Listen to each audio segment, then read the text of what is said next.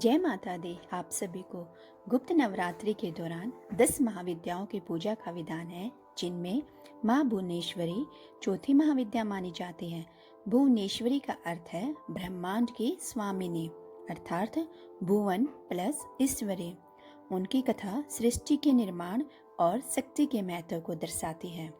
पौराणिक कथाओं के अनुसार सृष्टि के आरंभ में जब केवल अंधकार था और कुछ भी विद्यमान नहीं था, तब आदि शक्ति ने स्वयं को प्रकट किया था। जब परम पुरुष भगवान महादेव शिव के मन में सृष्टि की रचना का विचार आया, तब उनकी शक्ति ने साकार रूप धारण किया। इस रूप को हम भुवनेश्वरी कहते हैं। माता भुवनेश्वरी को ब्रह्मांड का आधार भी माना जाता है। देवी भागवत पुराण के अनुसार एक बार ब्रह्मा, विष्णु और महादेव के बीच अपनी श्रेष्ठता को लेकर चर्चा हो रही थी। तब माता भुवनेश्वरी ने उन्हें अपने स्वरूप के दर्शन कराए। उन्होंने त्रिदेवों को एक विमान में बैठाकर मणिद्वीप अर्थात जो देवी का निवास स्थान है उसकी यात्रा कराई। मणिद्वीप में त्रिदेवों ने देखा कि माता भुवनेश्वरी एक सिंहासन पर विराजमान है और अनंत ब्रह्मांड उनके रोम रोम में समाये हुए हैं। ब्रह्मा, विष्णु और शिव ने वहां अनुभव किया कि उनकी शक्तियां वास्तव में माता भुवनेश्वरी से ही आती हैं। माता ने ही उन्हें सृष्टि के सृजन, पालन और संहार का अर्थ सौंपा था। कहा गया है कि जो व्यक्ति माँ भुवनेश्वरी के दिव्य ज्ञान को समझ और आत्मसात कर लेता है, वह न केवल अपने जीवन में बल्कि संपूर्ण ब्रह्मांड में विजय प्राप्त कर लेता है। इस ज्ञान की अपार महिमा को समझना अत्यंत कठिन है, क्योंकि आजकल पूरी तरह ये खो चुका है। अगर कहीं भी है तो वह केवल भ्रम और मिथ्याओं में धारणा के रूप में परिलक्षित होता है। माँ भुवनेश्वरी का यह अद्भुत और सर्वव्यापक ज्ञान किसी बाहरी सा या पुस्तकों से नहीं पाया जा सकता। यह एक दिव्य विद्या है जो केवल एक सिद्ध योगी के हृदय में निवास करती है। इस ज्ञान का आधार केवल साधना, तपस्या और माँ के प्रति समर्पण में निहित है। समाज में व्याप्त भ्रांतियाँ और गलतफहमियाँ इसे आम जनमानस, आम व्यक्ति की पहुँच से दूर कर चुकी है और इस महान सत्य को अव्यक्त करने और अपक बना दिया है, अर्थात जिसको पाया न जा सके। आज यह दिव्य ज्ञान केवल उन्हीं के हृदय में जीवित है जिन्होंने अपने को पूर्ण रूप से माँ के चरणों में समर्पित कर दिया है।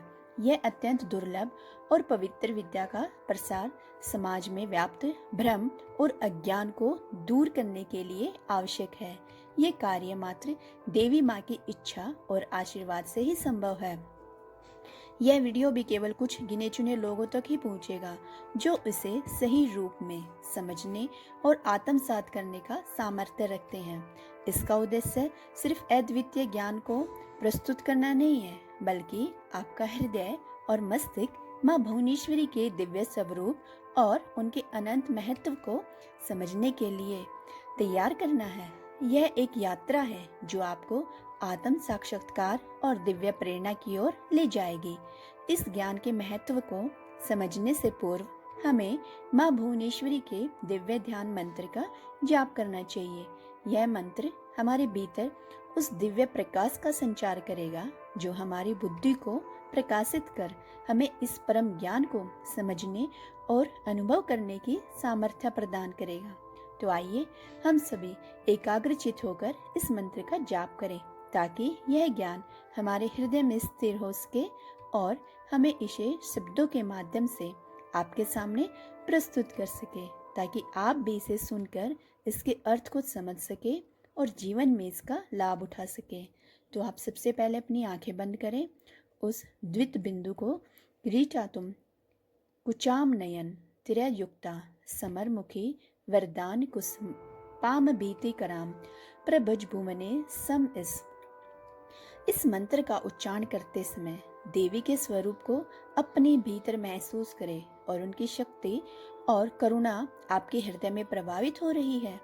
इस अनुभूति को जागृत करें। उनका ध्यान करना केवल एक क्रिया नहीं, बल्कि उनके साथ एक गहन संबंध स्थापित करने का माध्यम है। सूर्य की ऊर्जा और तेजस्विता को ध्यान करें जो देवी के स्वरूप में समाहित है। उनके मुकुट पर स्थित अर्ध चंद्रमा की ठंडक का अनुभव करें आप।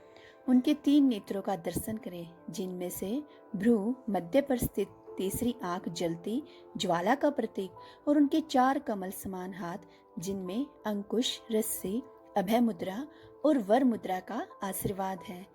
इन प्रतीकों को समझने, उनके दिव्य स्वरूप को गहराई से समझने का मार्ग है। उनके हर प्रतीक का अर्थ है और महत्व है जो हमें उनके साथ जुड़ने में मदद करता है। उनकी तीसरी आंख आंतरिक दृष्टि को जागृत करती है, जबकि उनके हाथ हमें सुरक्षा और आशीर्वाद प्रदान करते हैं। माँ भुवनेश्वरी को नमन करें। उन्हें भुवना या भुवनेश भी कहा जाता है क्योंकि यह केवल इस संसार की निर्माता ही नहीं, स्वयं ही संसार है। संसार में जो कुछ भी दृष्टिगोचर है वह प्रपंच कहलाता है। आदि शंकराचार्य ने भी माँ भुवनेश्वरी को प्रपंचश्वरी नाम से संबंधित किया है। यह प्रपंच रूप रस, गंध, स्पर्श और ध्वनि इन 5 तन्मात्राओं से बना हुआ है। जब प्रकाश हमारे अनुभव में आता है तो वह विभिन्नता का बोध कराता है। यह सब एक ही ऊर्जा है। इसके विभिन्न रूप हैं। यह संसार केवल बाहरी वस्तुओं का समुच्चय नहीं है, बल्कि हमारे अनुभवों का भी परिणाम है। हमारे अनुभव ही ऐसे वास्तविक बनाते हैं। जब हम इसे गहराई से समझते हैं तो हमें एहसास होता है कि हर वस्तु में एक ही ऊर्जा का अंश है और यह ऊर्जा है माँ भुवनेश्वरी का स्वरूप। आज का विज्ञान भी इस बात को प्रमाणित कर चुका है कि हमारे अनुभव ही संसार के अस्तित्व का प्रमाण है। वस्तुएं रूप, रस, गंध, स्पर्श और ध्वनि के बिना अस्तित्वहीन हैं। इसलिए प्रपंच को समझना माँ भुवनेश्वरी को समझने का आधार है। आधुनिक वैज्ञानिक दृष्टिकोण और आध्यात्मिक ज्ञान दोनों ही इस तथ्य को उजागर करते हैं कि संसार की हर वस्तु, हर तत्व एक ही ऊर्जा से बना है। यह ज्ञान हमें भ्रम और अज्ञान से मुक्त कर सच्चाई के निकट ले जाता है। माँ भुवनेश्वरी की साधना का अर्थ है संसार को दिव्य दृष्टि से देखना। हर जीव जंतु, पौधों, नदियों, पर्वतों को देवी का रूप मानकर उनकी सेवा करना। पूजा पाठ ही नहीं बल्कि गंगा को स्वच्छ रखना, गायों को मुक्त जीवन देना और पर्यावरण की रक्षा करना माँ भुवनेश्वरी साधना के मूल तत्व हैं। यह साधना हमें केवल आत्मा के स्तर पर नहीं बल्कि हमारे जीवन के हर पहलू में बदलाव लाने के लिए प्रेरित करती है। जब हम संसार को देवी का रूप मानते हैं तो हमारी सोच, हमारे कर्म और हमारा दृष्टिकोण में दिव्यता का संचार होता है। इस साधना का असली अर्थ केवल आध्यात्मिक ज्ञान प्राप्त करना नहीं है, बल्कि उस ज्ञान को अपने जीवन में लागू करना है। यह हमें एक बेहतर समाज बनाने के लिए भी प्रेरित करता है, जहाँ हर व्यक्ति, हर प्राणी और हर तत्व का सम्मान किया जाए। कुंडलिनी योग में भूचर शक्ति और खेचरी शक्ति का महत्व है। चैतन्य के स्वरूप को समझने के लिए माँ भुवनेश्वरी की साधना अनिवार्य है। ब्रह्मांड एक अनुभव है और उसका स्रोत हमारी चेतना में स्थित है। कुंडलिनी योग एक ऐसी प्रणाली है जो हमारी आंतरिक ऊर्जा को जागृत करने के लिए डिजाइन की गई है। इसमें माँ भुवनेश्वरी की साधना का समावेश हमारे चैतन्य को जागृत करता है। यह जागृति हमें ब्रह्मांड के साथ हमारे संबंध को समझने में मदद करती है। माँ भुवनेश्वरी की साधना कुंडलिनी योग का एक अभिन्न अंग है, क्योंकि यह हमें उस सर्वोच्च ऊर्जा से जोड़ती है जो इस ब्रह्मांड का आधार है। यह साधना हमें हमारी चेतना के गहरे स्तरों तक ले जाती है। माँ भुवनेश्वरी की साधना हमें सिखाती है कि हर वस्तु में, हर प्राणी में, हर तत्व में दिव्यता को देखें। संसार और ईश्वर अलग नहीं है। जब हम संसार को उसकी समग्रता में पूजते हैं, तभी सच्चे अर्थों में माँ भुवनेश्वरी की कृपा प्राप्त करते हैं। यह साधना हमें आत्मज्ञान के पथ पर ले जाती है और हमें ये सिखाती है कि हमारा जीवन केवल व्यक्तिगत उपलब्धियों के लिए नहीं है, बल्कि इसे सार्वभौमिक कल्याण के लिए समर्पित करना चाहिए। माता भुवनेश्वरी की कृपा से हम अपने जीवन को अर्थपूर्ण बना सकते हैं और दिव्यता का अनुभव कर सकते हैं। माता का स्वरूप सूर्य के समान देदीप्यमान है और वे संपूर्ण जगत को अपने शरीर में धारण करने वाली और भक्तों के दुखों को दूर करने वाली, उनका अंत करने वाली ममतामयी माता हैं। गुप्त नवरात्रि में माता भुवनेश्वरी की साधना विशेष रूप से सांसारिक सुख, ऐश्वर्य और विजय प्राप्ति के लिए की जाती है। माना जाता है कि इनकी उपासना से दरिद्रता का नाश होता है, साधक को समाज में मान सम्मान और पद प्रतिष्ठा मिलती है। माता की कृपा से व्यक्ति के वाणी में प्रभाव और जीवन में स्थिरता आती है। माता भुवनेश्वरी के साधना मंत्र हैं ओम ह्रीं भुवनेश्वराय नमः। ओम ह्रीं भुवनेश्वराय नमः। आइए अब हम आपको बता दें कि महादेव और माँ पार्वती हमें इन गुप्त नवरात्रि में क्या संदेश देते हैं। हम आत्मा के 8 शक्तियों को देख रहे हैं। हम देवियों का पूजन करते हैं, गायन करते हैं और उनकी शक्तियों का आह्वान करते हैं, लेकिन वो शक्ति कहीं बाहर नहीं है, हमारे अपनी आत्मा की शक्ति है। जो आत्मा शायद भूल गई थी और ऐसे बोले कि आत्मा को लगा कि मेरे पास कोई शक्ति ही नहीं है, इसलिए कई बार हम बहुत ही आसानी से कह देते हैं कि ये बात तो मैं भूल ही नहीं सकती, है ना, ये काम तो मेरे से हो ही नहीं सकता, इतना टॉलरेट तो मेरे से होगा ही नहीं। चलो आप भूल नहीं सकते, लेकिन कब तक और कितना करना है। अच्छा कर भी लिया तो फिर बात आती है कि मैं ही टॉलरेट करती रहूं, मैं ही सब भूलती रहूं। जब हम ऐसी चीज़ें यूज करते हैं तो फिर जो हमारे अंदर की जो शक्ति है वह कमज़ोर होती जाती है। लेकिन जब हम बार बार अपनी ही शक्ति पर संदेह कर रहे हैं तो उसको लिमिट कर रहे हैं, अर्थात कि मैं अपने आप पर ही शक कर रही हूँ कि मैं ये नहीं सहन नहीं कर सकती हूँ, मैं ये सोच लूँगी लेकिन ये बात मैं कभी नहीं सहन कर सकती। अच्छा मैं इनसे तो सहन कर सकती हूँ लेकिन दूसरे से मैं वही बात कभी सहन नहीं कर पाऊंगी। मेरा बच्चा वो बात कहे मैं फिर भी सहन कर लूँगी, लेकिन मेरा पड़ोसी कोई और बात कहे मैं वो बात तो सहन ही नहीं कर सकती। यह एक एक लाइन जो हमारी आत्मा में, हमारे जीवन में लिमिटेशन रख रहा है, इससे क्या होता है, हम अपनी शक्तियों को घटा रहे हैं। मैं बस इतना ही कहो कि हमारी आत्मा के अंदर इतनी शक्ति है कि वो कोई भी बात और किसी से भी, किसी के द्वारा भी कही हुई बात को, उसको सहन करने की शक्ति हमारे पास है। अगर हम उस शक्ति का आह्वान करें, उसको मिलाएं और उसको सारा दिन हम यूज करते रहें, तो हमने पहले दिन जो शक्ति देखी थी वो क्या थी, पावर टू डिटैच, अर्थात दूसरों से, मैं व्यवहार से और उसकी सिचुएशन से, उसकी एनर्जी से मैं अलग होती हूँ, डिटैच होती हूँ। जब तक आपको ये पावर नहीं मिलेगी, आपको ये शक्ति नहीं मिलेगी, तब तक आपके शरीर में कोई भी शक्ति नहीं आएगी। क्योंकि जब तक हम दूसरे की शक्ति में, प्रभाव में आ जाते हैं, तो इसका मतलब क्या कि हमारी जो अपनी शक्ति होती है वो फिर हम अपनी भी खो देते हैं, क्योंकि हमारे पास कुछ है ही नहीं करने के लिए, तो मैं अपनी शक्ति भी उसके साथ खो देती हूँ। अर्थात जब मुझे लगता है कि किसी ने मेरे साथ गलत व्यवहार किया है ना, इसका क्या मतलब होता है, मेरे साथ किसी दूसरे ने कुछ गलत व्यवहार किया और मैं अपसेट हो गई, दुखी हो गई एक बार, तो उसके बाद कौन सी शक्ति यूज करो कि पावर टू लेट गो, मतलब जाने दो इस बात को, वो हो गई नहीं वो शक्ति मेरे से। क्यों? क्योंकि मैं पहले से ही दुखी हूँ, है ना। तो सबसे पहले क्या चीज़ चाहिए, डिटैच, मतलब मैं उससे अलग हूँ, कि उन्होंने जो भी कुछ मेरे साथ किया मेरा उस पर कोई असर नहीं पड़ेगा, मैं उनकी बातों को नहीं सुनूंगी, उस बात को ख़त्म करो, है ना। अगर पहले से ही हम दुखी हो गए तो फिर हम उस बात को कैसे ख़त्म करेंगे, उस बात को लेकर सारा दिन हम परेशान रहेंगे, सोचते रहेंगे और दूसरों को भी सुनाते रहेंगे, तो फिर उस बात को हम लेट गो कैसे कर सकते हैं कि जाने दो, नहीं करेंगे ना। जब भी वो आदमी भी याद आएगा तब भी वो बात भी हमें वो याद आएगी।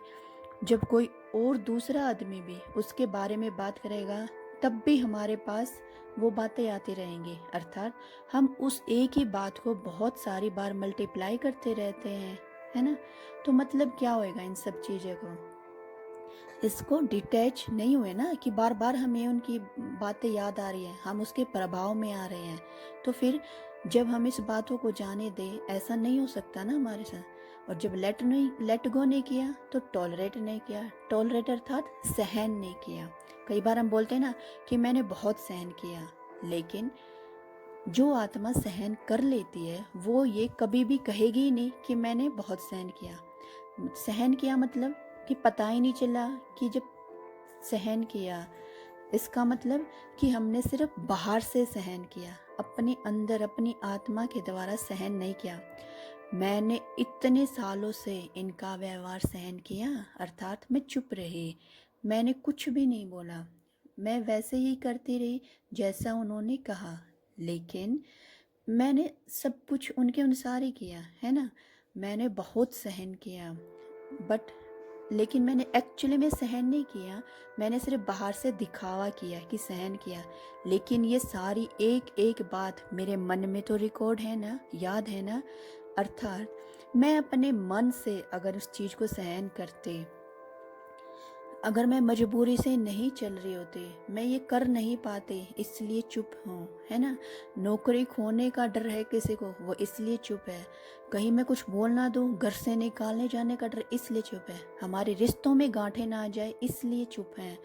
बाहर से चुप हैं, लेकिन जो हमारे अंदर जो मन है वो बहुत ज़्यादा बोलता है, बहुत सालों से बोल रहा है। और ऐसा मन कहता है कि इतने सालों से मैंने बहुत सहन किया, वो अंदर से दुखी है ना।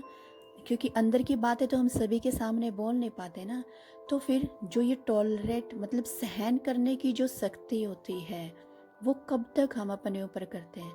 इसको संभालने के लिए हम देवी का गायन और पूजन करते हैं, वह है जगदम्बा। अर्थात इसको हम बहुत प्यार से भी कहते हैं ना, अम्बे माँ, क्योंकि यह माँ है। क्यों? माँ जितना बच्चे को सहन करती है वह अनकंडीशनल पावर, अर्थात वह अपने बच्चों के सहन करती है। अपने बच्चे की बात उसे कभी गलत नहीं लगती, बोरिंग भी नहीं लगती। और वह अपने बच्चों को सहन करने की वजह से ही उसको परिवर्तन कर देती है। लेकिन औरों का सहन करने से पहले, टॉलरेट करने से पहले, हमें पहले अपने आप के व्यवहार को सहन करना होगा। कभी कभी हम अपने आप पे गुस्सा करते हैं ना, अपनी हर बात के लिए, अपनी हर गलती के लिए अपने आप को नुकसान करते हैं, अपनी ही गलतियां ढूंढते हैं, अपने आप से ही हमें चीज़ें, एक्सपेक्टेशन जो होती है, मतलब जब हमारी इच्छाएं पूरी नहीं होती हैं तब हमें अपने आप पर गुस्सा आता है। जब हम ये सब चीज़ें करेंगे तो जो हमारे मन की जो स्थिति होती है वो बहुत ख़राब हो जाती है। जब तक हम खुद से प्यार नहीं करेंगे तब तक हम दूसरों से भी प्यार नहीं कर सकते। जब तक हम अपने आप को संभालेंगे नहीं तब तक हम दूसरों को कैसे संभाल सकते हैं, बताइए आप। अगर हमारा मन दुखी है तो हम कैसे दूसरे को ये तसल्ली दे सकते हैं कि आपके लिए सब कुछ अच्छा हो। अगर आप हमारे अपने मन में अच्छी एनर्जी भरेंगे, अच्छी शक्तियाँ भरेंगे, अगर हमारे मन में ही दूसरों की गलतियाँ देखने का ही संस्कार है, व्यवहार है कि मुझे सिर्फ सामने वाले की, दूसरे की गलतियाँ ही नज़र देती हैं, तो मतलब कि मेरे इस व्यवहार ऐसा कि मैं सिर्फ दूसरों की गलतियाँ ही नज़र आती है, तो वो हमें हमें अपनी खुद की भी गलती नज़र आएंगे, है ना। तो फिर हम कैसे उनको माफ़ कर सकते जब हम खुद को ही माफ़ नहीं कर सकते। अपने आप को रोज शक्ति दो कि मैं जो कर रही हूँ सब कुछ अच्छा है ना। ये प्रॉब्लम जो है वो सिर्फ हमारे साथ होती है। क्यों? क्योंकि जैसा हम अपने मन में विचार करते हैं वही तो मुझसे दूसरों के लिए जाएगी ना। वैसी ही शक्ति, वैसे ही इच्छाएं मैं दूसरों के लिए रखती हूँ। औरों से रिश्ता बनाने से पहले, दूसरों को रिस्पेक्ट देने से पहले, सबसे पहले आप अपने मन को संभालिए, उसकी रिस्पेक्ट करो। आप अपने मन को बच्चा बनाओ, उसकी माँ बनो। अपने मन की हर बात को समझो, उसे सहन करो। सहन करना मतलब ये एक नेगेटिव वर्ड नहीं है। सहन करना मतलब कि मुझे अब किसी की भी कोई बात गलत नहीं लगती है, आप उसको समझो और उसमें परिवर्तन करो। ठीक है, उसके लिए हमें टॉलरेट नहीं करना पड़ता, सहन नहीं करना पड़ता। अगर आपकी सहन करने की शक्ति घटी हुई है तो फिर हम क्या कहते हैं, हम दूसरों को दोष देते हैं कि उन्होंने ऐसा किया। छोटी छोटी बातों पे हम उनको दोष देने लग जाते हैं कि क्योंकि हमारी जो मन की शक्ति है वो घटी हुई है। तो जगदम्बा माँ अर्थात पहले खुद की माँ है ना, जब आप पहले अपने आप की माँ बनेंगे तभी तो आप दूसरों की माँ बन पाएंगे, दूसरों की केयर कर पाएंगे, है ना।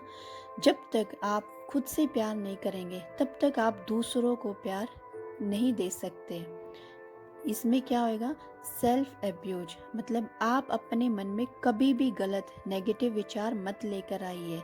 जब हम अपने मन में लाते हैं तो हम दूसरों को भी वही देते हैं। जब हम माँ कहते हैं, वह माँ शब्द जो है जगत अम्बा कहते हैं, शक्ति कहते हैं। तो कई बार जो मन में जो हमारे कल्पना होती है, जो विचार आते, जो तस्वीर आती है, तो वह होती है माँ की शक्ति है। क्योंकि हमने सारी देवियों को एक फेमिनिन अर्थात महिला वाली शक्ति दी है ना, कि माता रानी के पास ही सब कुछ शक्तियाँ होती हैं। सिर्फ मदर, माताओं और कन्याओं की बात नहीं है, यह अपनी आत्मा की बात है, यह शरीर की बात नहीं है। तो चाहे वो आदमी है या चाहे नारी है ना, पावर तो सबके पास है। जैसे नारायण भगवान जी वो आदमी है, माता रानी वो औरत है, तो पावर तो दोनों के पास है ना। तो पालना करने का जो संस्कार है, प्यार करने का संस्कार, वह हम सबकी आत्मा में है। वह बॉडी चाहे वो मेल है या फीमेल है, ये कोई इम्पोर्टेंट नहीं रखता ना। आप सिर्फ ये देखो कि वो प्योर एनर्जी, शुद्ध शक्ति हमें मिलती है ना। अगर आप किसी संस्था के आप लीडर हैं तो आप उनकी माँ बने, उनकी बातों को, उनके संस्कारों को समझें, सहन करें। जब आप गलत सोचेंगे ही नहीं उनके बारे में, मतलब आपने सहन किया। फिर क्या करते हैं, जब हम सहन कर लेते हैं, उनकी बात को समझ लेते हैं, अगर वो गलत भी हैं तो हम उसमें परिवर्तन कर सकते हैं।